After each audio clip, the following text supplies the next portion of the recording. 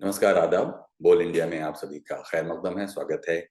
हम लोग पिछले करीब 10 दिनों से ये जो आर्ट ऑफ कन्वर्सेशन पर एक सीरीज चला रहे हैं सीखने सिखाने की, जिसको मैं कोई क्लास नहीं कहता। मैंने पहले दिन से कहा कि मैं इसको कोई टीचर टॉट रिलेशनशिप में या उस अंडरस्टैंडिंग के साथ यहाँ नहीं हूँ। मैं जो कुछ भी कह रहा हूँ वो जो मैंने अपनी जिंदगी में सीखा है, अपने प्रोफेशनल जर्नी के दौरान, अपने पर्सनल चॉइसेस की वजह से, अपने पर्सनल जर्नी में, वो मैं आपके साथ साझा कर रहा हूँ, शेयर कर रहा हूँ। जिसका कॉन्टेक्स्ट फिलहाल ब्रॉडकास्ट जर्नलिज्म में या मास कम्युनिकेशन में प्रोफाइल इंटरव्यूज कैसे लिए जाएं, जिसमें मैंने स्पेशलाइज भी किया है और जिसमें मैंने बरसों से प्रैक्टिस जारी रखी हुई है, उसके तजुर्बात आपके साथ शेयर कर रहा हूँ। और इन डिफरेंट क्लासेस में और भी दूसरी बातें हुई हैं जो कई बार सीधी तौर पर आर्ट ऑफ कन्वर्सेशन शायद ना जुड़ी हों, लेकिन कोशिश ये की जा रही थी कि जो छुपी, ढकी, दिखने वाली जो भी चीजें मेरे सामने हैं वो इस क्लास में, इस सीरीज में मैं रखूं। और बार बार मैंने इस बात को दोहराया कि यहाँ मैं कोई बात ऐसी नहीं कहूँगा जो मैंने खुद प्रैक्टिस नहीं की या जो किताबों में लिखी है। लेकिन आज चूंकि कल की क्लास खत्म होते होते लुबना मैम ने भी ये सवाल उठाया कि क्या कितनी टाइप के इंटरव्यूज हो सकते हैं, मतलब टाइप्स ऑफ इंटरव्यूज। तो शायद आज मैं उस पर ही इस कंक्लूडिंग क्लास में कुछ बोलने की कोशिश करूंगा। हालांकि वो किताबी बातें हैं, लेकिन फिर भी किताबी बातें भी कहीं जहन में रह जाती हैं या उसका एक स्पेक्ट्रम आपको मिल जाए, इसके लिए एक पीपीटी है जिसको अभी बैक एंड से नसीर भाई प्ले करेंगे यहाँ स्क्रीन पर, और मैं कुछ दो चंद बातें कहूँगा जिससे कि जो अब तक हुई बातचीत है उसको इस रोशनी में भी देख सकते हैं। क्योंकि ऐसा तो उल्टा होना चाहिए था कि पहले मैं आपको टाइप्स ऑफ इंटरव्यूज दिखाता और उसके बाद उसके बारे में बात करता, लेकिन चूंकि मैंने ये कहा कि मैं कोई किताबी बात नहीं कहूंगा, इसलिए किताबी बात या जो इजिली अवेलेबल है इंटरनेट पर जो इन्फॉर्मेशन जिसको आप भी एक्सेस कर सकते हैं, वो एक क्लिक पर आपकी दूरी पर है, वो आपके लिए यहाँ पर बात करने की कोशिश कर। तो जैसे कि आप खुद भी पढ़ सकते हैं अपने हिसाब से, क्योंकि पीपीटी वगैरह की यही सब खूबी होती है कि ये जो हम लोगों का जर्नलिज्म का फील्ड है उसमें कई तरह के इंटरव्यूज हैं, और जिसमें हमारा पर्पस इंफॉर्मेशन गैदर करना या लोगों के जो पर्सपेक्टिव है उन्हें कैप्चर करना, ये तो है ही है। और उसके अलावा स्टोरी टेलिंग जो कि आपकी सारी कम्युनिकेशन एक्सरसाइज में एक वही मेन थ्रेड चलता रहता है कि आप कोई भी चीज अलग अलग फॉर्म में कहते हैं, यानी कोई बात को कहते हैं। तो स्टोरी टेलिंग के लिए इंटरव्यूज के अलग अलग फॉर्म्स हैं, और यहाँ हम आपको कुछ जो बातें इंटरनेट पर भी मौजूद हैं, जो किताबों में भी लिखी हुई हैं, जो शायद छांट कर सेग्रीगेट करके उनको बुलेटेड फॉर्म में किया गया है, वो यहाँ हम आपको बताना चाहते हैं। नेक्स्ट। हाँ, देखिएगा कि न्यूज के लिए जो किए जाने वाले इंटरव्यूज हैं उनमें पर्पस उनका होता है कि सिर्फ इंफॉर्मेशन गैदर किया जाए अपनी न्यूज स्टोरी के लिए। और इस तरह के इंटरव्यू आमतौर पर स्ट्रक्चर्ड सेमी स्ट्रक्चर्ड अप्रोच के होते हैं। स्ट्रक्चर्ड सेमी स्ट्रक्चर्ड क्या है, इसके बारे में भी कुछ बुलेट्स में एक आखिरी स्लाइड में आएगी बात। समझ लीजिए कि स्ट्रक्चर्ड का मतलब हुआ कि आपके पास कुछ प्लान पहले से बने हुए सवाल हैं कि आपको पूछना है, और उस नोट करके आप सवालों को ले जाते हैं, उसी के इर्द गिर्द बातचीत करते हैं। सेमी स्ट्रक्चर्ड में आप कोशिश करते हैं कि कुछ लिखे हुए हों और कुछ बोले हुए हों। उसके अलावा वो अनस्ट्रक्चर्ड भी होते हैं। तो स्ट्रक्चर्ड, अनस्ट्रक्चर्ड और सेमी स्ट्रक्चर्ड के भीतर, और इस जार्गन या लिंगो से मत डरिए कि क्या स्ट्रक्चर। स्ट्रक्चर मतलब कि आप जब इंफॉर्मेशन गैदर करने के लिए गए हैं तो आपके पास कुछ टारगेटेड पॉइंटेड बुलेटेड सवाल हैं, तो वो स्ट्रक्चर्ड। और अगर नहीं है बिल्कुल भी सवाल और सिर्फ कुछ जनरल क्यूरियोसिटी है, तो वो अनस्ट्रक्चर्ड, जिसमें सवाल 1 2 3 के बजाय 1 5 3 9 इस तरह से हो सकते हैं, डिपेंडिंग अपॉन द सिचुएशन। और सेमी स्ट्रक्चर्ड में कुछ लिखे हुए यानी प्लान्ड सवाल और कुछ एक्सटेम्पोर सवाल हो सकते हैं। जैसे कि अगर आप किसी आई विटनेस से कुछ पूछने गए हुए हैं या किसी एक्सपर्ट से कुछ जानने गए हैं अपनी न्यूज स्टोरी के लिए, या कोई इवेंट हुई है और उसके बाद कोई ऑफिशियल्स ब्रीफिंग कर रहे हैं या उन तक आप पहुंचे हैं, तो इस तरह से आप ये न्यूज इंटरव्यूज हैं। तो नेक्स्ट स्लाइड। फीचर इंटरव्यूज में आपका पर्पस होता है कि आप किसी पर्टिकुलर सब्जेक्ट, किसी पर्सन या किसी इशू पर आप इन डेप्थ इंसाइट पेश करें। इसका जो फॉर्मेट है वो स्ट्रक्चर्ड भी हो सकता है, सेमी स्ट्रक्चर्ड भी हो सकता है या अनस्ट्रक्चर्ड भी हो सकता है। आपका पर्पस होता है कि आपको कुछ इन डेप्थ इंसाइट्स निकालनी है किसी सब्जेक्ट के बारे में या किसी इंसान के बारे में या कोई इशू होगा उसके बारे में। तो ये जो इसमें अगर आप एग्जांपल लीजिए तो इंडिविजुअल प्रोफाइल हो सकते हैं, कुछ ह्यूमन इंटरेस्ट स्टोरीज हो सकती हैं। प्रोफाइल इंटरव्यूज के बारे में ही हम लोगों ने इतने दिनों तक बातचीत की, जिसमें आप किसी इंपॉर्टेंट आदमी, किसी इंडिविजुअल के बारे में एक डिटेल्ड उसका पोर्ट्रेट जैसा पेश करना चाहते हैं। यानी कि कुछ भी कोशिश कीजिए कि कुछ भी ऐसा छूटा न रह जाए, जो कुछ भी आप डिगिंग शोकेसिंग कर सकते हैं एक इंसान के बारे में, या उस इंसान के बारे में आपका व्यूअर, आपका ऑडियंस क्या क्या चीजें जानना, ये आपको एज्यूम करने की बात है। और जैसा कि मैंने पहले भी कहा कि वो आपको अपने ऑडियंस की प्रोफाइल जानने उसकी कल्चरल डेमोग्राफिक सिचुएशन को जानने से ये बात पता चलेगी कि आप अपने जिस particular person, particular individual sorry की प्रोफाइलिंग करना चाह रहे हैं, उससे किन किन एरियाज में आप डिगिंग करेंगे या आपकी क्यूरियोसिटी वहां पर बहुत अंडरलाइन होकर बनी रहेगी। इसमें जो इसका जो फॉर्मेट है उसमें आमतौर पर इन डेप्थ और ओपन एंडेड क्वेश्चंस हम लोग पूछते हैं, जैसा कि हम लोग पहले बात कर चुके हैं। कई बार लिखे हुए क्वेश्चंस के अलावा भी जवाबों में से जो क्लू आपको मिलते हैं, कन्वर्सेशनल क्लूज, उसको भी आप अपने जहन में रखते हैं और आप अपनी लिसनिंग एबिलिटी का यहाँ पर भरपूर इस्तेमाल करते हैं और अपनी उस पर्टिकुलर सब्जेक्ट या उस पर्टिकुलर इंसान के बारे में जो आपने रिसर्च किया हुआ है उसके इर्द गिर्द एक तरह से उसके पूरे पोर्ट्रेट को बनाने की इस प्रोफाइल में इस इंटरव्यू का ये पर्पस है। इसमें जैसा कि हम पहले भी कह रहे थे कि नोटेबल फिगर्स हो सकते हैं, ऐसे इंपॉर्टेंट लोग हो सकते हैं जिनका काम हमारी सोसाइटी के लिए, हमारे टाइम के लिए, हमारे उस पर्टिकुलर प्रोफेशन के की गहराई के लिए बहुत इम्पोर्टेंस का हो सकता है। उसमें सेलिब्रिटीज हो सकते हैं, उसमें लोकल पर्सनालिटीज हो सकती हैं। मैं तो ऐसे भी लोगों को जानता हूँ जो हो सकता है कि बहुत पहली नज़र में आपको कोई इम्पोर्टेंट नोटेबल सेलिब्रिटी इस तरह के लोग ना लगें, उनको कोई अवार्ड ना मिला हो, उनको कोई अखबारों में उनके बारे में छपा ना हो, और लेकिन बहुत साइलेंटली कोई ऐसा काम कर रहे हैं जो आपको ये इंडिकेट करता है कि ये हो सकता है 1 साल 2 साल या 10 साल में कुछ एक ऐसा इम्पोर्टेंट सिग्निफिकेंट कंट्रीब्यूशन की तरह सामने आए। वो उस काम की अपनी एक नॉवेल्टी का सेंस आप अपने एक्सपीरियंस और जो गिवन सेलिब्रिटीज का की दुनिया है उसके भीतर आप उस अननोन, लेसर नोन या बिल्कुल ऑब्लिवियन में जी रहे किसी आदमी को लाइमलाइट में ला सकते हैं और इस तरह से आप खुद एक लीडर की के रोल को भी निभा सकते हैं। तो ये था प्रोफाइल इंटरव्यू, जिस पर हम लोगों ने इतने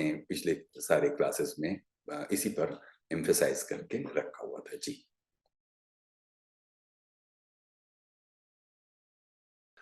ओपिनियन इंटरव्यूज में आप जो भी आज के टाइम में जो डाइवर्स ओपिनियंस हैं किसी पर्टिकुलर टॉपिक पर, वो आप गैदर करते हैं। उसके लिए भी टूल यही होता है कि आप लोगों के पास जाते हैं और उनसे उनकी ओपिनियन मांगते हैं और इसमें आप लोगों की जो वेरियस पर्सपेक्टिव्स हैं उनको आप इसमें शामिल करने की कोशिश करते हैं। जैसे कि वॉक्स पॉप्स में का मतलब कि आप कई लोगों से एक ही बारे में पूछना चाहते हैं, जानना चाहते हैं। मिसाल के तौर पर अगर कोई बड़ा डैम बन रहा है तो आप उससे अफेक्टेड होने वाले बहुत सारे लोगों के साथ उसमें स्टूडेंट्स हो सकते हैं, उसमें गवर्नमेंट एम्प्लॉयज हो सकते हैं, उसमें यूथ हो सकते हैं, औरतें हो सकती हैं, उसमें एक्टिविस्ट हो सकते हैं।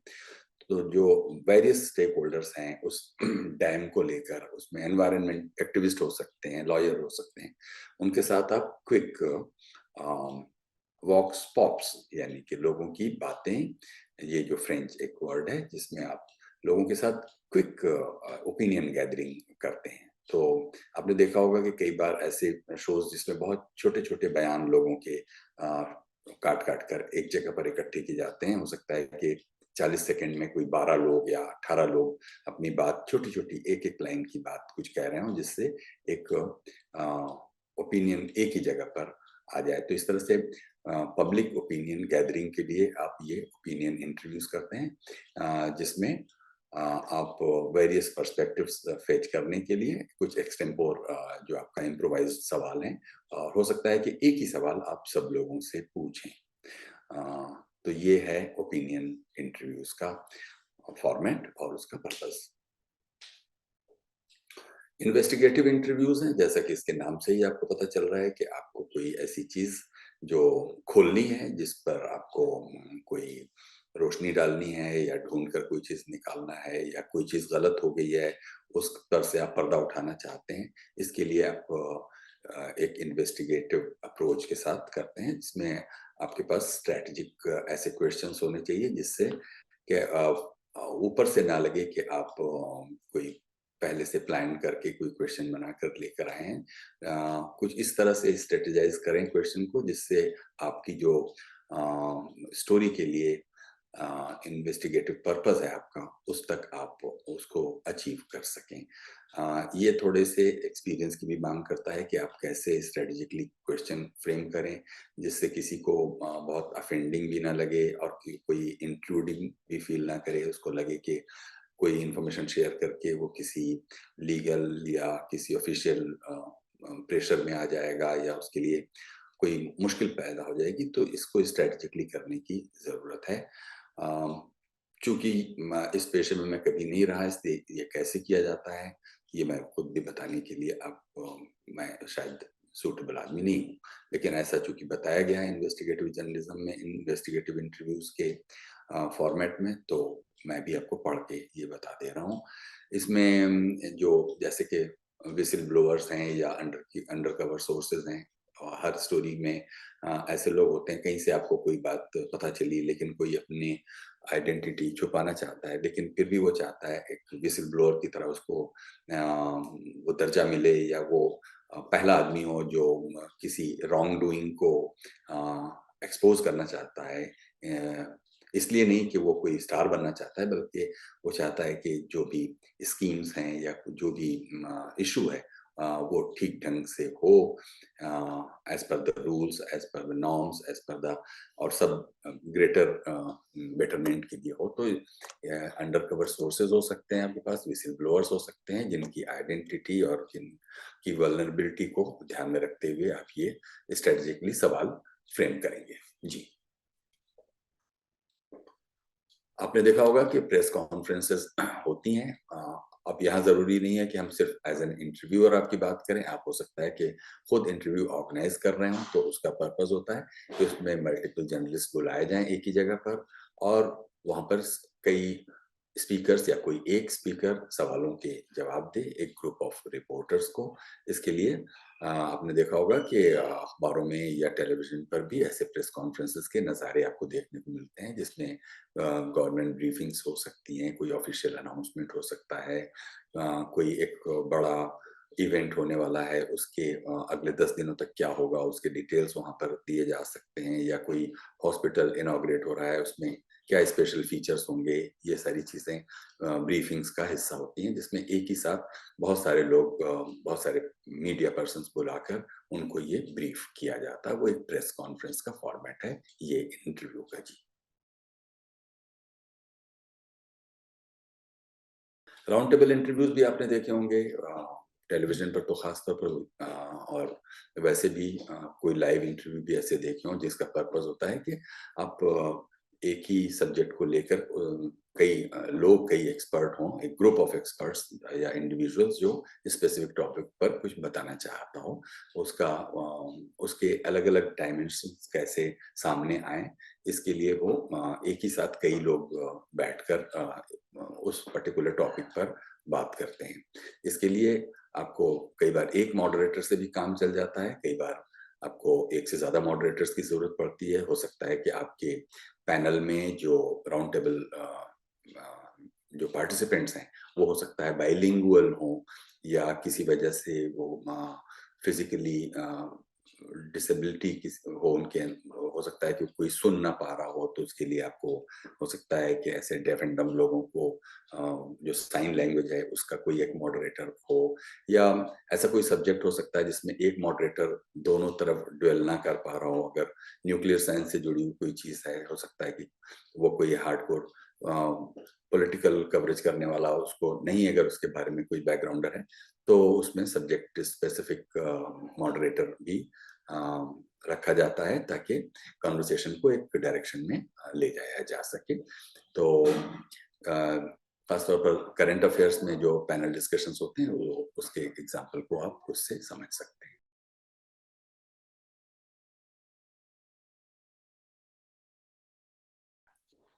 एडिटोरियल इंटरव्यूज के लिए पर्पस उसका वही होता है कि अगर आपको कोई एक पर्टिकुलर वीक में या किसी एक पर्टिकुलर रीजन में जिसके बारे में बहुत ज़्यादा आपकी एडिटोरियल टीम इन्फॉर्म्ड या अपडेटेड नहीं है, तो उसको थोड़ा ग्राउंड पर जाकर उसकी उसका फील या कहिए इनपुट लिया जाए। तो एक तरह से एडिटोरियल पीस के लिए या कहिए एडिटोरियल पॉलिसी के लिए भी आप इंफॉर्मेशन गैदर करने के लिए ये इंटरव्यूज कर लेते हैं। मिसाल के तौर पर अगर आप किसी एक ऐसी जगह पर जो किसी नेचुरल कैलामिटी के बाद रिहेबिलिटेट की जा रही हो, उसके लिए कोई आप एक एडिटोरियल पीस लिखना चाहते हैं, या वहाँ पर रिहेबिलिटेशन की क्या सिचुएशन है, उस पर अगर आप कोई एक जर्नल निकालना चाहते हैं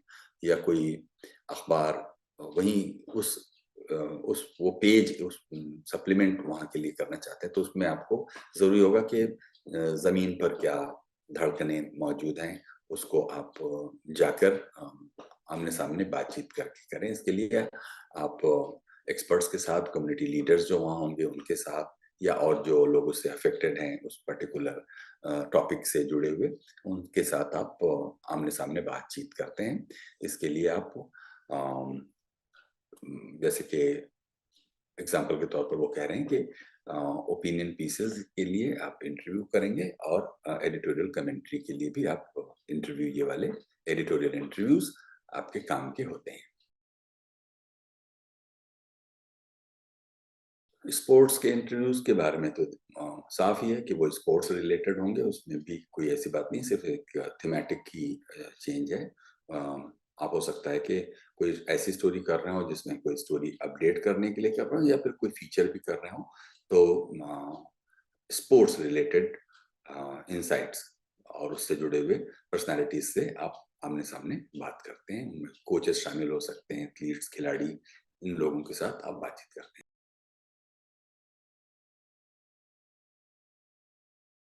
एंटरटेनमेंट इंटरव्यूज हैं, ये भी कोई ऐसी खास बात नहीं है। इसमें आप ज्यादातर ये वाले इंटरव्यूज आप किसी टीवी शो या किसी म्यूजिक एल्बम या वीडियो एल्बम या किसी इवेंट को प्रमोट करने के लिए करते हैं, तो उसका पर्पस बिल्कुल अलग है। और जनरली वो बहुत स्ट्रक्चर्ड, और जो पीआर एजेंसियां होती हैं वो उसको एक खास डायरेक्शन में फोकस रखने को कहती हैं, क्योंकि उसके साथ इमीडिएट प्रमोशन का एक एजेंडा रहता है। तो वो ज़्यादा फ्लफी और थोड़ा एक चर्पी उसका नेचर होता है, उसका बहुत ज़्यादा डीप डिगिंग के साथ कोई लेना देना नहीं होता है। तो इसमें सेलिब्रिटी इंटरव्यूज हो सकते हैं, उनके टॉक शोज हो सकते हैं, और जैसे कि होता है रेड कारपेट इंटरव्यूज वगैरह। तो ये है एंटरटेनमेंट इंटरव्यूज का एक टाइप। रिमोट या वर्चुअल इंटरव्यूज के लिए इसका पर्पस, अगर आपके सामने फिजिकली कोई नहीं है तो आप वर्चुअल मीडियम से कर सकते हैं। कोई दूर बैठा हुआ है तो उसके साथ कर सकते हैं। इसमें आप वीडियो कॉन्फ्रेंसिंग का इस्तेमाल कर सकते हैं, टेलीफोन का इस्तेमाल कर सकते हैं। तो ये इस तरह के इंटरव्यू दूर बैठे हुए सब्जेक्ट या टॉपिक के बारे में है, और इसमें इसको आप virtual press conference, press briefing में भी देख सकते हैं कि वो प्रेस ब्रीफिंग किसी एक फिजिकल स्पेस में, किसी ऑडिटोरियम, किसी मैदान में ना होकर वो वर्चुअल टूल के जरिए हो रही है। तो रिमोट या वर्चुअल इंटरव्यूज का एक टाइप ये है। ईमेल इंटरव्यूज आप कई बार आमने सामने मिलने से पहले भी कुछ एक एलिमेंट्री फील लेने के लिए आप चाहें तो ये भी कर सकते हैं, और आमतौर पर ये हम लोग प्रिंट के लिए करते हैं कि अगर आपका जो एक्सपर्ट है या जो जो इंडिविजुअल है जिसके साथ आप सवाल के जवाब चाहते हैं, हो सकता है वो ऐसी जगह पर हो जहाँ पहुंचना आपके लिए मुश्किल हो या उसका आना मुश्किल हो, तो आप एक ईमेल के जरिए भी इस इंटरव्यू को कंडक्ट कर सकते हैं। और ये तब के लिए बहुत ही काम की चीज़ होती है जब आप फेस टू फेस ना हो, या फिर फ़ोन भी किसी वजह से नहीं हो सकता हो या ना करना चाहते हो, तो ईमेल के ज़रिए आप इंटरव्यू कर लेते हैं।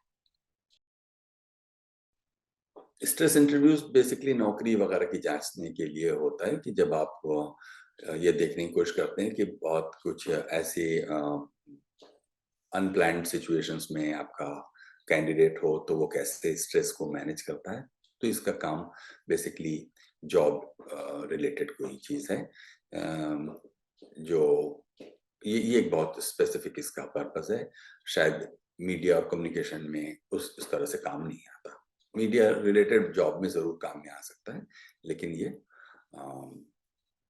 स्ट्रेस आप जैसा समझ रहे हैं कि आपसे कुछ एक ऐसे सवाल पूछ लिए जाएँ 4 जिससे आपके ऊपर एक स्ट्रेस प्रोजेक्ट किया जाए कि आप ऐसी सिचुएशन में जब आप को बहुत चीज़ें प्लान्ड ना हो, तो आप कैसे रिएक्ट करेंगे, कैसे उसको हैंडल करेंगे? जी।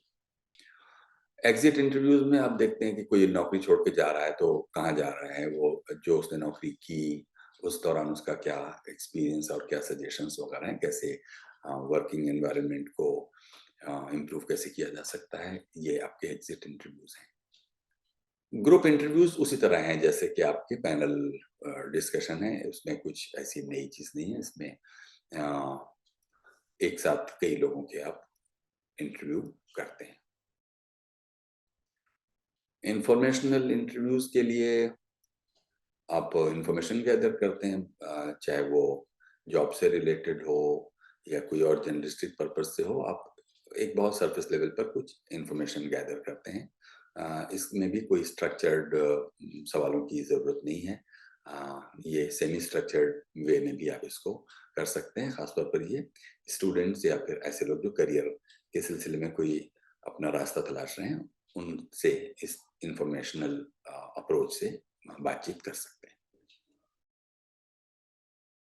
हाँ, शुरू में हमने कहा था कि स्ट्रक्चर्ड, अनस्ट्रक्चर्ड और सेमी स्ट्रक्चर्ड इसी तरह है जैसे कि इसमें सवाल पहले से तय हैं स्ट्रक्चर्ड में और एक स्पेसिफिक ऑर्डर में है, और ये आमतौर पर एक क्वांटिटेटिव रिसर्च और उस तरह के सर्टेन टाइप के जर्नलिज्म के लिए ये बहुत काम की चीज़ है।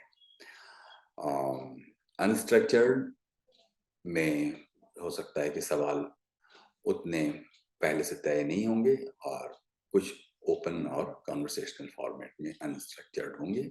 ये क्वालिटेटिव रिसर्च और फीचर आर्टिकल्स के लिए बता रहे हैं कि काम में लाया जाता है, और सेमी स्ट्रक्चर्ड में दोनों का कॉम्बिनेशन हो जाता है, और इस तरह की एक लचीलापन रखकर तो स्ट्रक्चर्ड से अनस्ट्रक्चर्ड, सेमी स्ट्रक्चर्ड ये रास्ते हम लोग और दूसरे में भी क्रिस क्रॉस करते रहते हैं, उसका कॉम्बिनेशन बना के रखते हैं। ये तो सिर्फ तरीके के बारे में कहा जाए, ये कोई टाइप्स ऑफ इंटरव्यू नहीं, सारे टाइप्स ऑफ इंटरव्यूज में आप इनमें से कोई एक रास्ता अपना सकते हैं, स्ट्रक्चर्ड, अनस्ट्रक्चर्ड या semi structured. Ji.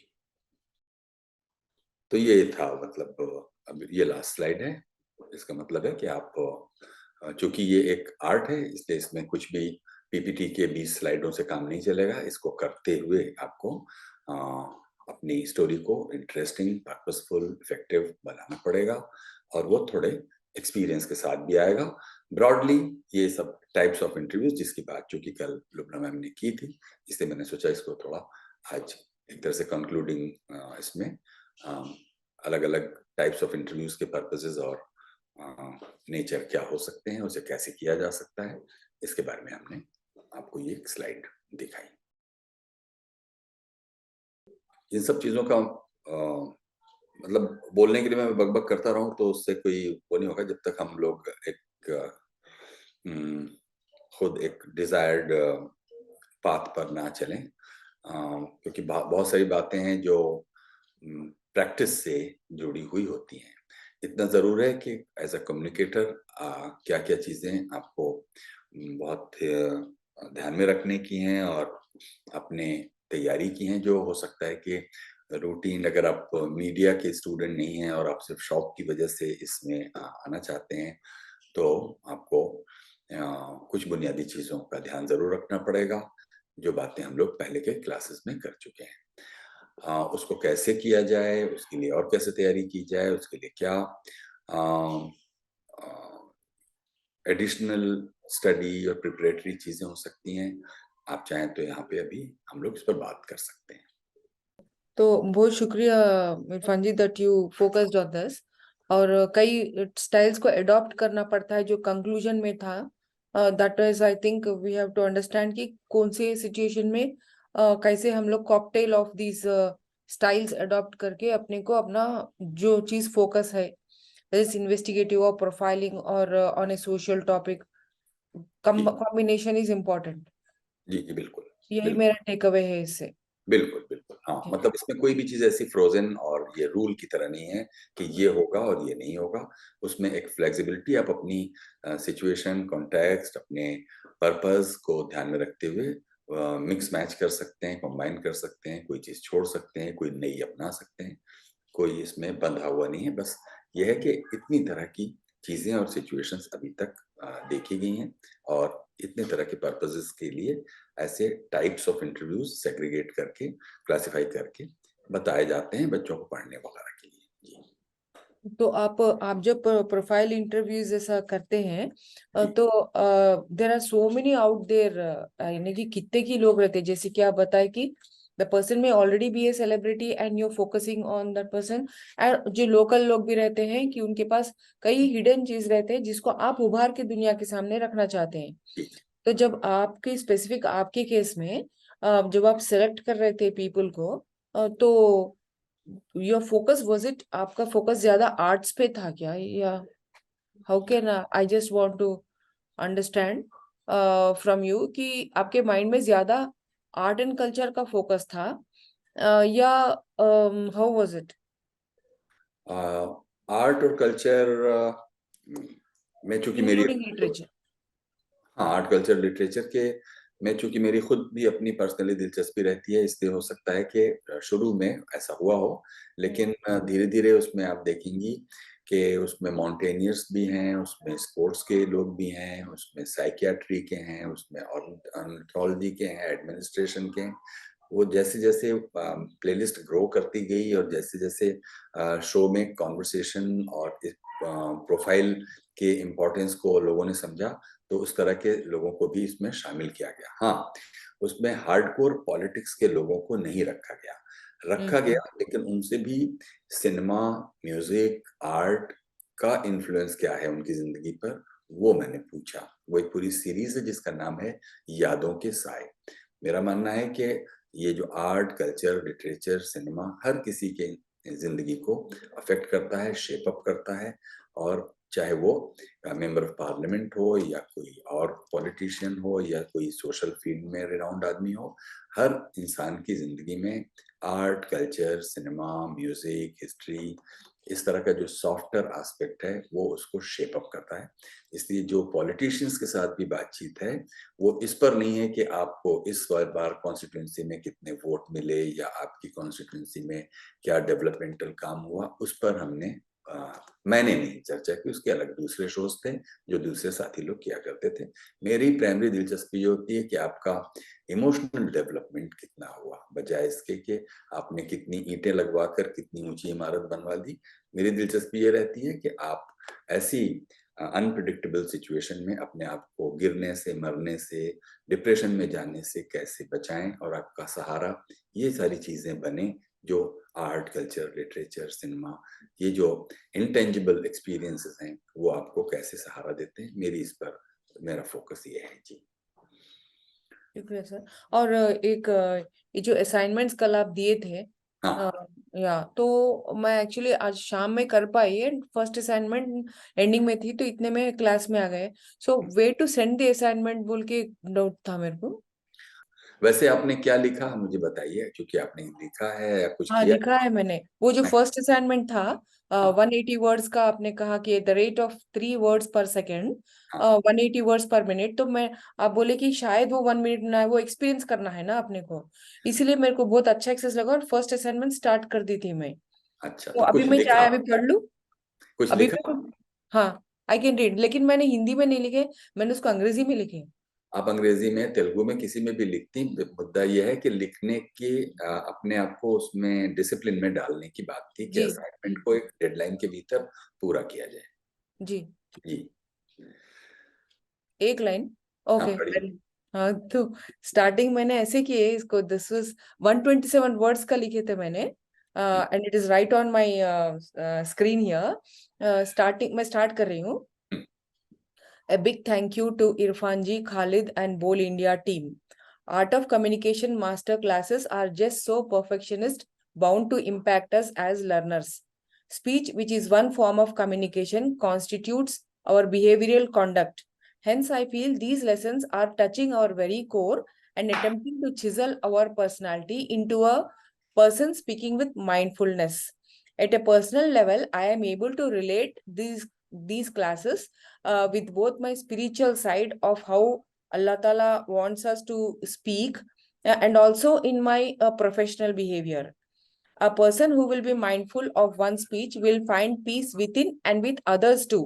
Masterclass teaches us also about getting aware about our own voice, about the speed of our narration, and also about the volume of our voice. Making the interviewee or the guest feel at home can be done through our good communication. बहुत बढ़िया। किसी ने ये count किया कि कितने second में ये पढ़ा जा सका? एनीवे, तो जैसे देखिए आपने इसको जैसे पढ़ा, बहुत अच्छा साफ सुथरे ढंग से ऐसे पढ़ा, सबको, मेरा ख्याल है कि जो लोग भी हैं क्लास में सबको समझ में आया होगा कि आपने क्या कहा। ये इसी को हम लोग कहते हैं क्लैरिटी। होता क्या है कि हम अगर अपने सेल्फ अवेयर ना हो, हमारा अवेयरनेस ना हो, तो हम इसको एक सिंग सॉन्ग की तरह पढ़ देंगे, या कुछ क्लासरूम असाइनमेंट में मैम को सुना देना है इस तरह पढ़ देंगे। तो एक उससे आपके पर्सोना के बारे में भी पता चलता है कि how much aware you are about your communication skill या पर्पस। तो ये भी इसका एक, इस असाइनमेंट का एक था। शायद अगर और लोगों ने भी लिखा होता तो मैं उनसे इसी तरह से सुनकर उसके बारे में कुछ कह सकता था। आपने बहुत अच्छा पढ़ा और आप बिल्कुल अपने लिखे हुए को लेकर, जैसे उसके साथ एक इन्वॉल्वमेंट और एक कन्विक्शन के साथ आप पढ़ रही थी। और सबसे बड़ी बात है कि जो भी सुनेगा वो समझ पाएगा कि आप क्या कहना चाहती हैं। यानी कि आपके थॉट्स में क्लैरिटी थी, आपकी स्पीच में क्लैरिटी थी, आपने उसको, हाँ ये ज़रूर है कि इसमें अगर आप थोड़ा और मॉड्यूलेशन और थोड़ा ऐसी चीज़ मिलाएंगी जिससे आप पर्पस एज्यूम करके कि इस वक्त आप किसके लिए पढ़ रही हैं, तो अच्छा। एक तरह से पढ़ेंगी। जैसे आप किसी को, मान लीजिए कि किसी को फोन पर सुना रही हो तो एक तरह से सुनाएंगी, आप क्लासरूम में बैठे हुए 20 लोगों को बताना चाहती हो तो दूसरी तरह से सुनाएंगी, 2000 लोग अगर आपके सामने, अगर एक पीए सिस्टम पर माइक्रोफोन रख दिया जाए तो आप तीसरी तरह से सुनाएंगी। या फिर अगर डायरी को सुनाएंगी, डियर डायरी, तो आपका टोन बिल्कुल अलग हो जाएगा। तो ये सब छोटा छोटा सा एक्सप्रेशन के वेरिएशन पर्पस के हिसाब से बदलते जाते हैं, लेकिन बेसिक चीज आपकी जो जो एनंसिएशन है, आपका जो क्लैरिटी है, आपके पेस, पिच, ये सब तो फंडामेंटल चीजें हैं जो रहेंगी। और जो अगर कहीं पर किसी तरह की डिसेबिलिटी लैकुना है, उसको आप प्रैक्टिस के दौरान धीरे धीरे करके ठीक भी करेंगी। किसी आपने देखा होगा कि लिखते हुए में कहीं कोई ऐसा कोई वर्ड आ गया, इसलिए मैं कहता हूँ हमेशा कि जब भी बोलने के लिए लिखिए तो बोल बोल कर लिखिए। जैसे आपको उस दिन बैकफुट वाली बात को आपको याद रह गया, इसे मैं आज कहता हूँ ये बात भी जो अपनाएगा उसे याद रहेगा। अगर आपको कोई चीज बोलनी है, चाहे स्पीच देनी है या कि टेलीविजन पर कोई पीस पढ़ना है या कोई किसी को ऑडियो में मैसेज रिकॉर्ड करना है, और अगर पढ़कर करना है तो जब आप लिख रही हैं उसको पढ़ने के लिए तो उस वक्त बोलिए। बोलिए का मतलब हो सकता है बगल में बैठा हुआ आपका कोई साथी या कोई फैमिली मेंबर या बच्चा हंसे आपके ऊपर कि आप बोल क्यों रही हैं, लेकिन जस्ट इग्नोर देम। वो बहुत भोले इनोसेंट लोग हैं, वो नहीं जानते इस प्रोफेशन में ये भी एक जरूरी चीज है कि अगर आप अपनी स्क्रिप्ट लिख रहे हैं, स्क्रिप्ट बोलने के लिए लिख रहे हैं, तो बोल बोल कर लिखिए, क्योंकि उस दौरान आप ये खुद जज कर पाएंगे कि ये वाला वर्ड आप बोल पाएंगे कि नहीं। ये दो वर्ड्स आपस में जहां पास में आ रहे हैं, तो कई ऐसे सिलेबल्स होते हैं जो आपस में उनके टेल और उनके स्टार्ट ऐसे टकरा के आपको फंबल और मम्बल करने को मजबूर करते हैं। तो वो टाइम बचाने के लिए आप जब लिखें तो स्क्रिप्ट को बोल बोल कर लिखें। ये एक वैसा ही थंब रूल है जैसे कि जब आप बोलने के लिए मुंह खोलें तो थोड़ा बैकफुट पर जाकर सोचें। जी ये बहुत अच्छा टिप है, ये भी लिख ले मैंने। वो बैकफुट जैसा ही टिप है ये भी, कि थोड़ा रुक के हाँ, जवाब दे। ये बिल्कुल है, ये ये भी हाँ, ये लिखते प्रोवन है, प्रोवन है, ये मैं बता। हाँ, ये बहुत अच्छा टिप है मेरे लिए तो। पब्लिक में ये बहुत ही इम्पोर्टेंट टिप दिया आज आपने। जी जी जी। जी। तो ये असाइनमेंट्स हम, दूसरा भी असाइनमेंट है जो फ्रंटल कैमरा में 40 सेकंड्स की, हाँ तो वो हाँ, भी हम नसीर भेज को, दीजिएगा जरूर, नसीर को भेज दीजिएगा, नसीर मुझे भेज देंगे। so that आप फीडबैक मुझे नसीर के जरिए जरूर भी दिए तो मैं उसको ले सकती जरूर जरूर जरूर। हूँ। हम्म।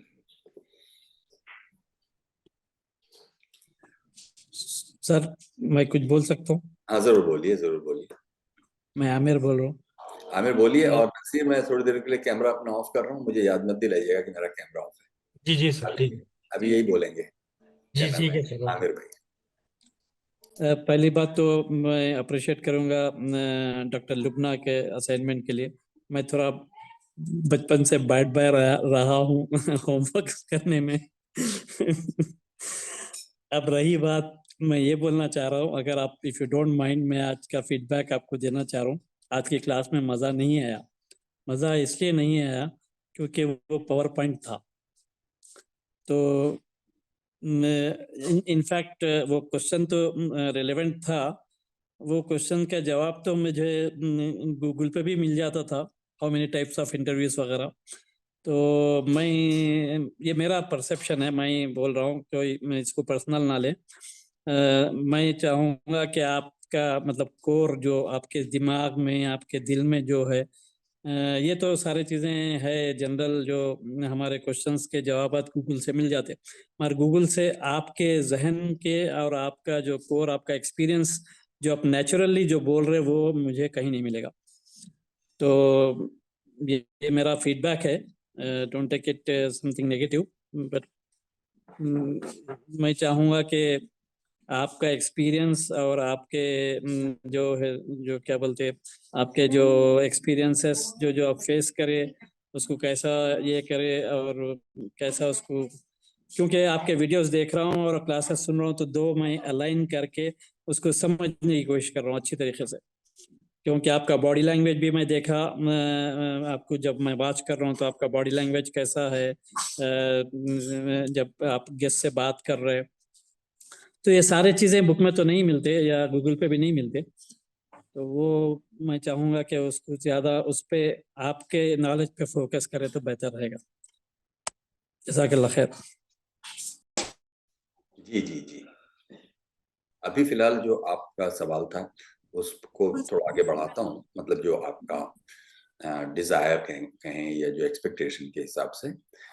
तो मैं ये जरूर कहना चाहता हूँ कि पेशेंस एक बहुत इज द की वर्ड, कि अगर आप इस प्रोफेशन में हैं और खासतौर पर प्रोफाइलिंग के मामले में, तो आप बहुत अनप्रिडिक्टेबल सिचुएशंस में कई बार होते हैं, ऐसी सिचुएशंस होती हैं जिसमें आपका बहुत जो पर्सनल अप्रोच है अपने प्रोफेशन को लेकर, वो बहुत उसका इम्तिहान होता है। जैसे कि किसी ने कहा मैं गोवा गया और वहाँ फिल्म फेस्टिवल चल रहा था और एक फिल्म मेकर ने मुझसे कहा कि वो सुबह 10 बजे हमको मिलेंगे अपने होटल के बाहर, जो लॉन है वहाँ मिलेंगे। और हम पूरी टीम लेकर हम लोग वहाँ बैठ गए और सेटअप भी लगा लिया, कैमरे सेट कर लिए और एक तरह से सेट बना लिया। लेकिन 10 बज गया और वो नहीं आए। फिर मैंने उनको मैसेज किया, वो मैसेज उन तक डिलीवर नहीं हुआ। फिर लेकिन अगर वो 10:15 बजे भी आ सकते थे, क्योंकि आखिरकार वो मेहमान हैं आपके और वो बिजी हो सकते हैं ये मानकर, और फिर हमारी इस वक्त उनके साथ ये वादा हो के हुआ है, तो 10:15 भी हो गया और 10:30 भी हो गया, फिर 11 भी बजने को आया। अब जाहिर है आपके पास, आप अकेले नहीं हैं, आप अपने को अकेले तो समझा सकते हैं या आपकी जो अपनी पेशेंस की लिमिट या जो ट्रेनिंग है उसको तो आप एक्सरसाइज कर सकते हैं, लेकिन आपके साथ 4 और लोगों की टीम है, कैमरामैन है, साउंड रिकॉर्डिस्ट हैं, असिस्टेंट्स हैं, वो सब लोग फिर अपने-अपने ढंग से रिएक्ट करना शुरू करते हैं। अब आपके सामने एक प्रेशर ये है कि आपको गेस्ट आएगा कि नहीं आएगा, पहली बात। और आज का ये जो असाइनमेंट है पूरा हो पाएगा कि नहीं, क्योंकि उसमें इक्विपमेंट वगैरह के खर्चे भी होते हैं। आप अगर कहीं पर गए हैं तो वहाँ होटल लेकर रह रहे होंगे, वहाँ खा रहे होंगे, वहाँ ट्रांसपोर्ट यूज़ कर रहे होंगे और फिर आपने एक कमिटमेंट किया है कि आप ये इंटरव्यू करेंगे या ये बातचीत करेंगे। तो एक तरफ आपका अपना ये कमिटमेंट का मामला है, दूसरी तरफ आपकी टीम जो कि आपके साथ दोस्ताना भी है और कई बार इनफॉर्मल भी है, वो अपनी-अपनी तरह से रिएक्ट करना शुरू करेंगे। कोई ये कह सकता है कि सर छोड़िए, लगता नहीं आएँगे, हम लोग चलिए पैकअप करते हैं। अभी आप पैकअप भी मान लीजिए कर रहे हों, तब तक वो आ गए, तो फिर वो जो दोबारा सब कुछ सेटअप करने का टाइम है, उसमें फिर वो इरिटेट होंगे कि आपने तो टाइम दिया था और अभी देखिए आपके यहाँ लाइटिंग भी पूरी नहीं हुई, सेट भी नहीं बना, अब मेरे पास तो टाइम नहीं है। तो आपके ऊपर मल्टीपल प्रेशर्स होते हैं और इसी के साथ आपको जो सवाल पूछने हैं उसको भी आपको ज़हन में रखना है। यानी एक ऐसा लिरिकल रिदमिक एक एक्सपीरियंस आपको क्रिएट करना है जो एक क्रिएटिव काम है। उस क्रिएटिव काम में इतनी तरह के जो अनफोर्सीन फैक्टर्स आते रहते हैं, तो उस दिन वो हुआ ही नहीं। मतलब वो 11 भी बज गए और 12 भी बज गया और शाम भी हो गई और हम लोग नाउम्मीद ही हो गए। फिर उसके बाद पता चला कि उनका कोई एक इम्पोर्टेंट मीटिंग, बिज़नेस मीटिंग थी, जिस वजह से उन्होंने फ़ोन को स्विच ऑफ कर दिया था, व्हाटएवर जो भी चीज़ थी। तो ऐसे में ये तो मैं एक एग्ज़ाम्पल आपको बता रहा हूँ। एक गेस्ट ने कहा कि आप हमारे ऑफ़िस में आएँगे लेकिन हम आपको पावर सप्लाई नहीं देंगे, यानी कि लाइट अ, आप जला सकें उसके लिए हम कोई पावर पॉइंट नहीं देंगे कि जहाँ से आप अपना प्लग लगा सकें। जो भी करिए उसको आप अपने से। अब आप एक ऐसी जगह पे हैं जहाँ आप जनरेटर भी नहीं ला सकते या कोई आप पावर मैनेज नहीं कर सकते। ये बात मैं इस कॉन्टेक्स्ट में ही कह रहा हूँ कि आपको इन सिचुएशंस को भी हैंडल करने के लिए हमेशा तैयार रहना पड़ता है और कई बार लास्ट मोमेंट पर आपका गेस्ट डिच कर देता है या उसका कोई और कमिटमेंट आ जाता है या कोई भी ऐसी बात जिसकी वजह से वो आप अपना पर्पस अचीव नहीं कर पाते हैं, तो ऐसे में आप डिसहार्टेन ना हो और आप फिर एक पॉजिटिविटी के साथ आगे की तरफ देखें और अपने को संभालें। ये सब चीज़ें आपके अपने प्रोफ़ेशन से जुड़ी हुई होती हैं। कई बार ऐसा होता है कि आप पूरी तैयारी करके जाते हैं, फिर भी आपका गेस्ट आपके साथ कुछ ऐसे क्रॉस क्वेश्चन कर दे या कुछ ऐसी बात कह दे जिससे मसलन आपने पूछा, मैंने आमिर साहब से पूछा कि अच्छा आमिर साहब, अभी उनकी किताब भी आई हुई थी और सब कुछ उसमें लिखा हुआ था, फिर भी हमने ये सोच कर के किताब तो बहुत सारे लोगों ने नहीं पढ़ी होगी, तो हम आमिर साहब से ही पूछ लेते हैं कि अच्छा आमिर साहब ये बताइए कि आप स्कूल कौन-सा था आपका जहाँ पढ़ने आप गए? और आमिर साहब ने कहा कि इसका मतलब आपने मेरी किताब नहीं पढ़ी है। तब तो ऐसे में आपको अपने आप को सँभालना होता है और आपके पास इस बात का एक सैटिस्फैक्टरी जवाब होना चाहिए, जिससे कि वो एक सुर जो लगा था वो ना बिगड़े और इंटरपर्सनल किसी तरह की ईगो क्लैश ना हो, वो सब कुछ एक अच्छे ढंग से चलता रहे। तो ये सब चीज़ें जब आती है सिचुएशन, तब आपको हैंडल करने के लिए तैयार रहना पड़ता है। तो पेशेंस उसमें एक बहुत बड़ी चीज़ है, और अब एक ऑनेस्टी कि हम जो काम कर रहे हैं उसको लेकर हमारे अंदर वो कन्विक्शन है कि हाँ, हम उसे करेंगे, हम कर सकते हैं, जो भी आ रहा है मसला उसको हम सॉल्व करेंगे। क्योंकि अब टीम की जब बात होती है, वो सिर्फ एक आदमी के संभालने से नहीं संभलती। वो कई बार, एक तो मैंने आपको ये बताया जिसमें आप डिले का एक मामला है। कोई हो सकता है कि बहुत अर्ली आ गया, आप अभी आप सेटअप ही कर रहे थे और उससे पहले ही कोई आ गया। तो आप कैसे उस टाइम को क्लेवरली कैसे मैनेज करेंगे जिससे कि आपकी टेक्निकल टीम भी इतना टाइम उसको मिल जाए कि वो सेटअप वगैरह लगा ले, और आपका गेस्ट भी इस तरह से अपने आप को लेफ्ट आउट ना फील करे कि उससे कोई बात नहीं कर रहा है वगैरह। तो ये सब कुछ एक ऐसा टीम का एक्सरसाइज है जिसमें हर आदमी की पर्सनल, जिसे कहते हैं कि अनफोर्सीन सिचुएशन को हैंडल करने की एबिलिटी, वो जो उसको अपने तरबियत से, अपनी सेल्फ ट्रेनिंग से, अपने पॉजिटिविटी से मिलती है। तो यहाँ पर पेशेंस एक बहुत बड़ा कीवर्ड है, जिससे जुड़ा ये भी मामला है लिसनिंग का मामला। लिसनिंग क्या करता है कि आपको एक टाइम के बाद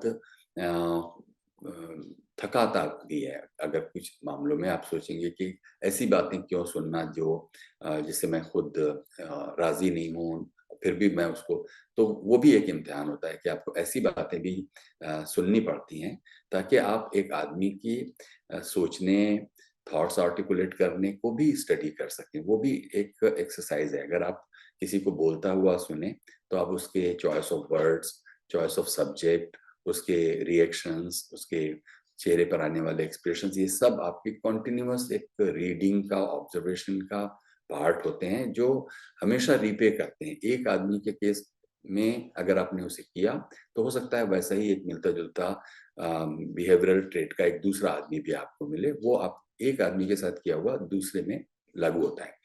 दूसरी चीज के बहुत सारी ऐसी बातें जो आपने पहले नहीं सुनी, वो किसी दूसरे के मुंह से सुनकर वो कैसे उसे प्रोनाउंस करता है, कैसे उसके बारे में अपनी राय बनाता है, ये भी एक सीखने के लिए, यानी बोलने के लिए सुनना एक बहुत बड़ा कीवर्ड है। और कई बार मैं अपने अपने जो अंडर ग्रेजुएट मीडिया स्टूडेंट्स हैं उनको मैं यही कहता हूँ कि तीन ही चीज़ें हैं आपके सीखने के लिए, मतलब बोलना सीखने के लिए तीन मंत्र हैं। पहला, गौर से सुनो, दूसरा, गौर से सुनो, और तीसरा, गौर से सुनो। तो जो ये गौर से सुनना है, वो किसी भी चीज़ को आप सुनेंगे वो हमेशा रीपे करता है। उसी तरह जैसे आप पढ़ते हैं, कुछ भी पढ़िए, पढ़ने से आपके पास कोई एक नया वर्ड, कोई एक नया एक्सप्रेशन, कोई एक नई इंफॉर्मेशन आपको आपके पास आ जाती है। वो कभी भी रायगा नहीं जाता, आपका पढ़ा हुआ, आपका सुना हुआ, आपका देखा हुआ। तो आप इस तरह से अपने मेंटल, इमोशनल, इंटेलेक्चुअल होराइजन को हमेशा ज़्यादा वसी बनाते जाते हैं। तो ये सब एक्सपीरियंस से जो मैंने सीखा है वो बातें उसको मैं लागू करता हूँ, मैं सबको बोलता हूँ कि इसी तरह से शायद करने से हम ज़्यादा एक रिस्पॉन्सिबल और दूसरे को लेकर ज़्यादा टॉलरेंट और ज़्यादा कलरफुल एक पर्सनालिटी बन सकते हैं, ज़्यादा इंक्लूसिव बन सकते हैं।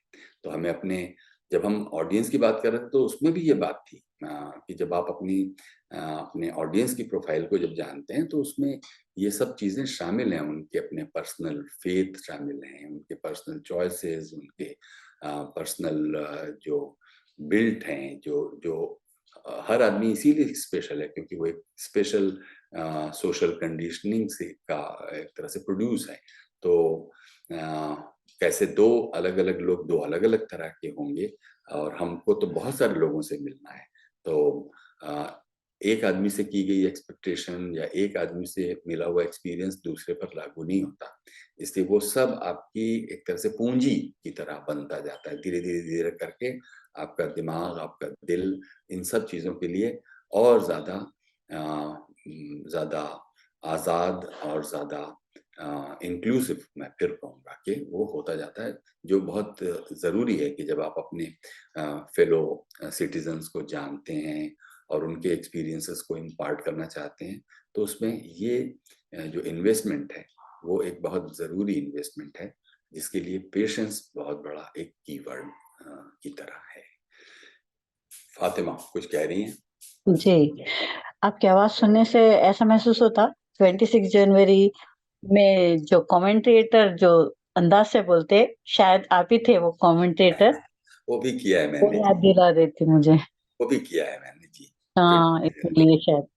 जी, थैंक यू। आप जैसी हस्ती के साथ हम कुछ सीख सके। बहुत शुक्रिया फातिमा इरफान जी, जी। वो आपके जो इंटरव्यूज आपने इतने सारे जो किए 100 के, हाँ तो हाँ उसमें हम क्या ये जान सकते हैं कि what do you I mean what is the learning you got और how it impacted your life by interviewing so many people because you were actually walking through them in their life। आप जब उनकी जिंदगी हमारे लिए नक्शा उतार रहे थे इंटरव्यू के जरिए, आप उनके साथ वॉक थ्रू कर रहे थे जी उनकी एजेस पूरों में। जी उतनी डेप्थ तक गए तभी तो आप यहाँ उतना पहुंच गए। तो जी आपको मेरे इतने सवाल आ रहे कि आपको इतने सारे इंटरव्यूज क्या आपको भी उभारे आपकी जिंदगी आपकी पर्सनालिटी में? जैसे मैं जैसा बोली आपकी लेसन से मेरी पर्सनालिटी में मुझे असर हो रहा, मेरे कोर को टच कर रहा है वो। जी वैसे आप इतनी इंटरव्यूज इन जिंदगियों से आपके ऊपर कैसा इम्पैक्ट हुआ ही होगा, मैं ऐसा सोच रही हूँ। हुआ और ऐसा कोई ऐसा मेजर ऐसा था क्या कि ये बहुत ज्यादा कर गया इम्पैक्ट, ये ऐसा कुछ है क्या? So if you share we can understand बोल के। हाँ ठीक है, ये ठीक सवाल है और इस पर भी मैंने गौर किया है। क्या होता है कि आप जैसे मैं तो एक ऐसी जगह पर पैदा हुआ जहाँ कोई अर्बन इथॉस नहीं था उस लाइफ का। बहुत उसमें कहिए कि लिमिटेशंस थे in terms of exposure, in terms of variety, बहुत लिमिटेशंस थे। और जब आप थोड़ा-सा अपना ज्योग्राफिकल स्पेस बदलते हैं तो एक कल्चरल शॉक भी लगता है आपको कि वहाँ ज़्यादा बड़ी आबादी या ज़्यादा अबंडेंस के बीच में आप होते हैं। आप मेट्रोपोलिस में जाते हैं तो या फिर आपके इर्द-गिर्द जो मीडिया प्रैक्टिसेस हो रही होती हैं, वो आपके लिए बहुत कुछ टेरराइजिंग हो रही होती हैं। तो आप इन सब के बीच में जब आप सही उन्हीं लोगों से मिलते हैं जिन्होंने ये जो फेम और वेल्थ की एक दुनिया बनाई है, तो आपको ये पता चलता है कि सबके सामने एक ऐसा रास्ता था। एक कॉमन चीज़ यही है कि हम लोगों के यहाँ जैसे ही आप अपने पेरेंट्स से कुछ एक लीग से हटकर कोई प्रोफ़ेशन चुनने की बात करते हैं, तो वहाँ एक रेज़िस्टेंस होता है। तो ये जो रेज़िस्टेंस है, मुझे जो सीखने को जो आपका सवाल था, मैं उसी पे आता हूँ कि ये जो रेज़िस्टेंस अगर कम हो जाए, तो शायद लोगों की ज़िंदगियों में आगे बढ़ने में जो हिंड्रेंसेस हैं, वो उसमें जो टाइम ज़्यादा लगता है, वो कम हो सकता है। फिर वो उसके लिए जो फैसिलिटेशंस हैं उसके बारे में सोचा जाता। ऐसे सोसाइटी होती जहाँ पर जो आदमी अपनी दिलचस्पी की चीज़ को परस्यू करना चाहता था या चाहती थी, उसके लिए वो कॉन्ड्यूसिव एनवायरनमेंट मिल पाता। तो अगर लर्निंग मेरी ये है कि कॉमन बात है इन सब लोगों के साथ कि ये सब लोग जिस काम को 20 साल में अचीव कर पाए या 8 साल में कर पाए, वो शायद 2 साल में और ज़्यादा करके और अगले चैलेंजेस को सॉल्व कर पाते। तो हम लोगों के यहाँ जो एक प्रिडोमिनेंटली इस तरह के अल्टरनेटिव करियर पाथ को लेकर एक रेजिस्टेंस है दिमाग में, वो बहुत सारे इंडिविजुअल्स को हराता है, थकाता है और उनके रास्ते मुश्किल बनाता जाता है। तो ये जो बाद में भले वो एक सक्सेसफुल कोई कहानी लेकर आपके सामने पेश हों, लेकिन उनके रास्ते हमेशा आड़े तिरछे उतार चढ़ावों और अनसर्टेनिटीज से भरे हुए हैं। ये एक कॉमन टेक मेरे लिए है।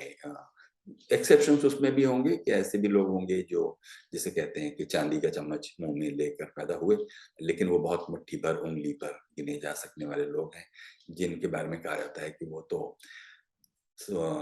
मतलब ऑन द कॉन्ट्ररी कहा जाता है कि फलाने तो बड़े सेल्फ मेड है। तो सेल्फ मेड कौन नहीं है? मतलब अगर हम लोग अपनी इंडिया की जिस तरह की एक सेमी कॉलोनियल, सेमी फ्यूडल, एक पिछड़ी हुई और अंधेरे से भरी एक दुनिया है, उसमें कैसे कोई बिल्कुल निशाने पर तीर मारे और सीधे वहीं पहुंच जाए जहां वो पहुंचना चाहता था। उसके रास्ते में उसकी फैमिली, उसके वैल्यूज, उसके इकोनॉमिक इनसिक्योरिटीज, उसमें टैबूज, इतने सारे बेड़ियां हैं जिन बेड़ियों को पार करके ये सब लोग किसी भी फील्ड में ऐसे काम कर रहे हैं, वो तब वहां पर पहुंच पाते हैं। तो सीखने की बात तो मेरे लिए यही है कि हम एक ऐसी सोसाइटी बनाएं जिसमें बच्चों को शुरू से ही उस रास्ते पर चलने में हम खुद मददगार हों, सोसाइटी मददगार हो। अफ्रीका में जैसी ये कहावत कही जाती है कि takes a whole village to raise a child, तो ये एक बहुत बड़ी चीज़ है, क्योंकि हम लोग मतलब बजाय उसमें मदद करने के हर ऐसे एस्पायरेंट को डिस्करेज करते हैं, क्योंकि हम अपने एक छोटे लिमिटेड एक नैरो सक्सेस पाथ को ही एडमायर या उससे कन्विंस रहते हैं। तो मुझे ये बात लगती है कि और बाकी ये जो पेशेंस वाली बात है वो थोड़ी मुझे अपनी जो चाइल्डहुड स्पेस है जहाँ मैं पैदा हुआ और पला बड़ा, वो चूंकि एक ट्राइबल डोमिनेटेड एक एरिया था, तो बहुत तो मैं कह सकता हूँ कि ऐसे लोग जिनके पास टाइम की कमी नहीं थी और जिनको कुछ ग्रीड नहीं थी, या जो एक किसी कामयाबी की जल्दबाजी में नहीं थे, वो मेरी नजरों के सामने हमेशा रहते हैं। वो लगता है कि उन्हें कहीं जाना नहीं है, उन्हें कुछ इकट्ठा नहीं करना, उन्हें कुछ कामयाब नहीं होना, वो बस जो जिंदगी ने उन्हें मौके मुहैया कराए हैं उसके भीतर से वो जीने की कोशिश कर रहे हैं। तो ये बात मुझे बहुत अच्छी लगती है कि बहुत जल्दी पहुंच चलकर कहाँ जाना चाहते हो और जा करके वहां करना क्या चाहते हो। कह दिया जाता है ना कि बहुत ऐसी चौड़ी चौड़ी सड़कें बन रही हैं और जल्दी पहुंच सकते हैं फला जगह, पहले 6 घंटे में पहुंचते थे, आज 2 घंटे में पहुंच जाएंगे। 2 घंटे में पहुंच जाए, अगर मरीज पहुंच जाए तो बात समझ में आता है, लेकिन मरीज भी 2 घंटे में जिस अस्पताल में पहुंचता है वहां उसकी जान लेने के लिए डॉक्टर और पूरी हेल्थ इंडस्ट्री बैठी हुई है। तो जल्दी पहुंचकर तो आप कहीं कुछ कर नहीं पा रहे हैं। हाँ, सिर्फ एक मालिक की नौकरी जल्दी से कर देंगे ताकि उसको मुनाफा कुछ ज्यादा हो जाए। तो ये सब कुछ बातें मुझे समझ में आती हैं, जो मुझे बहुत जीने का हौसला देती हैं। डॉक्टर डुबना। या ये आपने जो मेन पॉइंट जो बोले ना कि अपने हम जब एडल्टहुड में आ रहे हैं और हमारे कई कई अलग ड्रीम्स होते हैं, लेकिन हमारे पास जो परवरिश करने वाले जिनके अंडर में हम है या फिर एक्सटेंडेड फैमिली भी, उनकी विजन से अपनी विजन टैली नहीं होने की वजह से जो हिंड्रेंसेस होते हैं, I think this is where everybody will resonate with you. हम लोग कई जिंदगियों में होता ही है ये सब। जी बिल्कुल बिल्कुल। या एंड वहीं पर लगता है कि या I could have done much better अगर ये लोग मेरे तब साथ देते। वो आता ही है, but I don't know how may be that is it happens like that. और मैं ये बात आपसे फर्स्ट मैं तो लेट अटेंड करना शुरू करी, एक क्लास में आप ये भी बोले थे कि एक 16-17 इयर्स तक चूंकि बच्चे एकदम स्टडी में ही रहते हैं, सो जहां पर ना रिसीव्ड को एक्सेप्ट कर, what is given has to be accepted के इसमें, and no questions, do the assignments, ये टाइप में जो स्टडी हमारा चलता है, उस पे आपने बहुत बड़ी टिप्पणी किए थे। यू आर टेलिंग दैट कि 17 इयर्स तक तो कोई स्कूल में उसको पब्लिक के सामने बात कराने की बड़ी फोकस कई स्कूलों में नहीं होता है। सम स्कूल्स में, जैसे मैं सैन फ्रांसिस की प्रोडक्ट हूँ, वहां पर हमको एलोक्यूशन रहता था, डिबेट्स रहते थे हम लोगों को, और हमने स्टेज ड्रामा भी किए हैं। सो वो सब है। बट आप जो बोले ना वो पॉइंट कि many people are not expose to this public and to talking, तो मैं ये भी एक माइंड में आया कि आपकी जो प्रोफाइलिंग आप कर रहे थे उसमें आपने, क्योंकि जिंदगी की प्रोफाइल हो रही, तो naturally you will go for a person about certain age, right? जी तो उसमें मैं ये सोच रही थी, मालूम भाई ये प्रोफाइल जितने को किए उसमें से यंग की कितनी परसेंटेज है? कि what I was thinking is at least below 30। और व्हाट आई वाज थिंकिंग कि आपने एक इस एंगल से कभी सोचे कि हम एज ग्रुप क्या प्रोफाइल कर रहे हैं, ऐसा कुछ था क्या? बिल्कुल बिल्कुल बिल्कुल। देखिए उसमें दो चीजें थी। एक बात ये कि नॉलेज और एक्सपीरियंस और विजडम जिनके पास है और जो एजिंग के शिकार हैं, जो धीरे धीरे भूल जाएंगे अपनी बातों को, उनको प्रायोरिटी दिया जाए। पहली बात ये है, क्योंकि इससे पहले कि वो इस दुनिया को छोड़ के चले जाएं, इससे पहले कि वो अपने बारे में बात करने को लेकर डिसइंटरेस्टेड हो जाएं, इससे पहले कि वो किसी इम्नीशिया डिमेंशिया के शिकार हो जाएं, या कोई और बायोलॉजिकल प्रॉब्लम हो जाए उनके साथ, उससे पहले उनको राजी कर लिया जाए और उनसे ये डॉक्यूमेंटेशन कर लिया जाए। तो एक तो ये बात है, लेकिन इसमें कोई जिद नहीं थी कि आप उसमें 70 इयर्स 80 इयर्स वाली बात। हमारा जो यंगेस्ट गेस्ट है वो 9 साल का है, और जो ओल्डेस्ट है वो 100 साल का है। तो इसके बीच में आपको 20-22 साल के लड़के लड़कियां भी मिलेंगे, 32 साल 30 साल तक के भी मिलेंगे। मैं कभी इस चक्कर में नहीं पड़ा कि इसमें कोई एक एवरेज एज निकाली जाए। वो उनके अपने कंट्रीब्यूशन और उनके इम्पोर्टेंस, अगर मैं समझता हूँ कि एक लड़की अगर अंग्रेजों को हिंदी पढ़ा रही है और बहुत उसने एक ऐसा नया मेथड निकाला हुआ है, तो ये अपने आप में एक नया करियर पाथ भी हो सकता है कि जैसे वो कर रही है कि अपनी नौकरी भी करती है, शाम को वो होटलों में बुलाकर या किसी पब्लिक पार्क में बुलाकर 2 घंटे के लिए किसी को एक फंक्शनल हिंदी सिखा देती है, ताकि वो कहीं पर जाकर टिकट खरीद सके, सब्जी खरीद सके, लोगों के साथ काम चलाओ बात कर सके। कोई इंग्लैंड से आया हुआ है, कोई जर्मनी से आया हुआ है, कोई यूगोस्लाविया से आया हुआ है, 6 महीने के लिए रह रहा है अगर वो बम्बई में या कहीं अहमदाबाद में, तो उन 6 महीनों में क्या वो 10 घंटे की क्लास में उसको एक फंक्शनल हिंदी सिखा सकती है? ये एक छोटी सी बात, एक एग्जांपल ही दे रहा हूँ। तो वो भी तो एक स्टोरी है जिसको बताया जाना चाहिए, कि वो कोई इंस्टीट्यूशनलाइज हिंदी लर्निंग नहीं, बल्कि एक किसी ने अपना एक मेथड निकाला, उसके कुछ पिक्टोरियल कार्ड्स बनाए, कुछ उसका एक सिलेबस बनाया, और इस तरह से वो 10 घंटे की क्लास में किसी को हिंदी सिखा दे रहा है। इस तरह जैसे एम्बेसी में कोई एक टेम्परेरी पोस्टिंग में आया, तो वो इंडिया की सड़कों पर घूमते हुए रिक्शा भी कर ले, सब्जी भी खरीद ले, मेडिकल स्टोर से दवा भी ले ले, और एक काम चलाओ उसको जबान आ जाए। तो इस तरह से गेस्ट लिस्ट में ये अप्रोच भी हमेशा रहा कि हम लोग, अभी भी रहता है कि हम ऐसे लोगों से भी बात करें जो कुछ नए ढंग से किसी काम को कर रहे हैं, ताकि दूसरे लोग भी उससे सीखकर वो एक मल्टीप्लाई कर सकें और उसको स्केल अप कर सकें। जी जी। I mean I am thankful for the reply. तो एक दो ही थे कि ये जो 9 साल वाले बच्चे को आप बोल रहे हैं, जी तो दैट अल्हम्दुलिल्लाह वो सुन के भी इतना इंस्पायरिंग लग रहा है।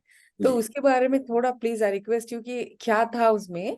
और second question, I mean doubt मेरा ऐसा है कि आपने जब आप इन्वेस्टिगेटिव जर्नलिज्म की बात कर रहे थे, तो मुझे एकदम से आप वहां पर लिखे थे ना कि under, I mean, they must take extra care because they will be in, I mean, interviews will be undercover and all that. जी तो उसमें मुझे एकदम से मुझे राणा अयूब का आया था, और मैं चैट में भी डाली कि award winning author Rana Ayub is an example for this.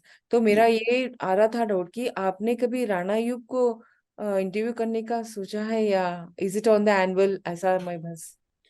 देखिए राणा अय्यूब का मामला ये था कि जब तक राणा अय्यूब की किताब आई और जब तक ये सब बहसें शुरू हुई, क्योंकि वो पार्लियामेंट के टीवी चैनल में मैं था, और वहाँ बहुत ऐसे भी देखकर चलना पड़ता है कि जो पावर बैलेंस जिसकी बात कहते हैं, तो तब तो नहीं हो पाया। शायद अब वो अगर वो अवेलेबल हो तो मैं जरूर उनसे करना चाहूँगा। जैसे कि अरुंधति रॉय भी बहुत टाइम तक टालती रही कि वो नहीं मेरे साथ बैठेंगी, तो शायद ये लोग अवॉइड भी करते हैं ऐसे फोरम्स पे जाना जो अपेरेंटली सरकारी चैनल है वगैरह। लेकिन अनय के बारे में आपने पूछा, जो 9 साल के गेस्ट की बात है, मैं जयपुर लिटरेचर फेस्टिवल में था, तो वहाँ उसकी किताब का लॉन्च था। तो 9 साल के बच्चे ने किताब लिख दी और उसका लॉन्च जयपुर लिटरेचर फेस्टिवल में हो रहा है। ये देख के मुझे थोड़ा सा, तो उसकी प्रेस कॉन्फ्रेंस में मैं गया तो मैं देखा कि बहुत वो मजे से वो बातें बता रहा था। उसने किताब लिखी कि बच्चे जैसे वो करते हैं ना, जब सुबह उठते हैं तो पेरेंट्स उनके कुछ पराठा बांध देते हैं उसके साथ, तो वो उसी तरह से उसके पास रोज पराठे जैसे और बंध रहे थे। तो एक दिन उसने ऐसे पराठे को उठाकर अपने ऐसे इमेजिनेशन में ऐसे फेंका, तो वो किसी ऐसे दूसरे आइलैंड पे जाके गिरा। ऐसी ऐसी कुछ एक उसने कहानी बनाई जहाँ पर कुछ मॉन्स्टर्स थे वगैरह वगैरह कोई एक। तो अब ये वाली बात कि एक बच्चा रोज के नाश्ते से या रोज के पराठे देने से एक कहानी को कैसे लेकर के एक किताब बना देता है, और वो एक इलस्ट्रेटेड बुक होकर जयपुर लिटरेचर फेस्टिवल में लॉन्च होती है, तो इसको लेकर उसकी क्या दुनिया है, वो कैसे सोचता है उसको, मतलब वो एक चाइल्डहुड पर्सपेक्टिव से वो इंटरव्यू किया गया था। Okay. ठीक है, शुक्रिया। चलिए क्लोज कर लेते हैं। या जी, अजहर भाई थैंक यू वेरी मच, जी जी जज़ाकल्लाह खैर। Thank you sir. जज़ाकल्लाह। जी। अल्लाह हाफिज।